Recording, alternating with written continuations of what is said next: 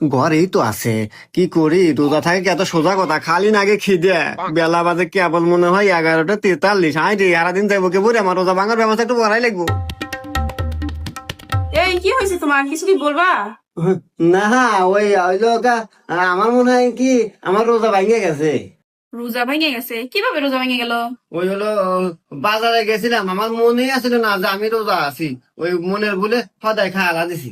ও এই ব্যাপার, মনের বলে কিছু খাইলে রোজা ভাঙে না। না, আমি তাহলে কি করি? এই দেখছে দেখছে রোজা ভাঙে গেছে। রোজা ভাঙলে মানে কিভাবে রোজা ভাঙলো? আমি শুনছি পাত মারলে রোজা ভাঙে যায়। হাই, তোমার কেনা করছে যে পাত মারলে রোজা ভেঙে যায়? পাত মারলে অজু ভেঙে যায়, রোজা ভাঙে না।